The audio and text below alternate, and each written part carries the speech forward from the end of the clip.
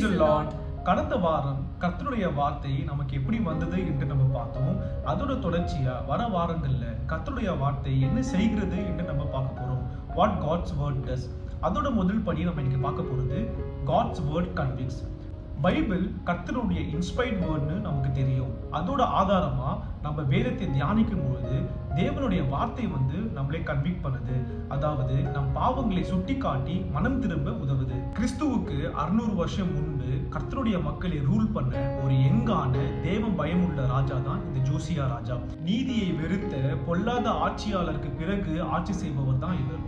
இந்த ஜோசியா ராஜா ஆட்சியின் தொடக்கத்துல அங்குள்ள மக்களுக்கும் ராஜாவுக்கும் கர்த்தருடைய வார்த்தை படிக்கப்படுது. இதை கேட்கும் மக்களும் ராஜாவும் கர்த்தருடைய வார்த்தையை கடைபிடிக்கலை என்ற பாவத்தை உணர்ந்து கன்விக்ட் ஆறாங்க. இதோட ரிசல்ட் தான் அங்க ஒரு பெரிய ரிவைவல் நடந்தது. யூதர்களுக்கு எருசலேம் சுவரில் கதவுகளை கட்ட ஹெல்ப் பண்றதுக்காக நெஹேமியா திரும்பி வராரு. இந்த சுவர்களை கட்டுற ஒரு பர்சன் கர்த்தருடைய வார்த்தை மிகவும் முக்கியமானது அப்படின்னு நினைக்கிற ஒரு பர்சனா இருக்கிறாரு.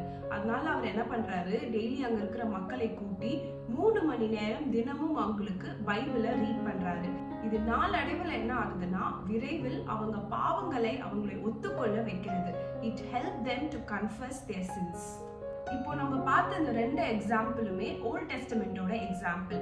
நியூ டெஸ்டமெண்டோட எக்ஸாம்பிளை பார்க்கும்போது ஜீசஸ் இந்த உலகத்தை விட்டு பிரிவதற்கு முன்பதாக ஆவியானவர் அப்போஸ்தலர்கள் மீது வருவார் என்ற ப்ராமிஸை கொடுத்திருந்தாரு.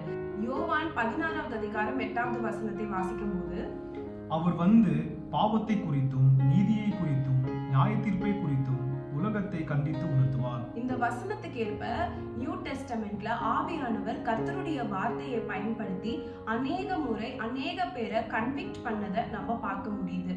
பெந்தேகோஸ்தே நாள்ல பேதுரு வேதத்தை பயன்படுத்தி இஸ்ரேலை கண்டிக்கிறாரு. அதோட ரிசல்ட் தான் அங்க 3000 பேரு கன்விக்ட் ஆகி இயேசு கிறிஸ்துவை ஏற்றுக்கொண்டாங்க. இப்போ நம்ம பார்த்த இந்த 3 எக்ஸாம்பிள்ஸ்லயுமே கர்த்தருடைய வார்த்தையானது ஒவ்வொருவரையும் கன்விக்ட் பண்ணியிருக்கிறது. அவங்க பாவத்தை உணர்ந்து அதிலிருந்து வெளிவர மனம் மாற இது உதவியா இருந்திருக்கிறது. கர்த்தருடைய வார்த்தை நமக்கு ஒரு ட்ரெஷரை போல கிடைச்சிருக்கு. இந்த வார்த்தைகளை நம்ம டெய்லி தியானிக்கும் போது தேவ ஆவியானவர் நமக்கு நம்மளுடைய குற்றங்களை, குறைகளை, பாவங்களெல்லாம் கன்விக்ட் பண்ணும்போது, சுட்டி காட்டும் போது அதை நம்ம திருத்தி கொண்டு மனம் மாறுவது பரிசுத்தமான வாழ்க்கையை வாழ உதவியாக இருக்கும். See you in the next video. Keep praying, stay blessed. Thank you.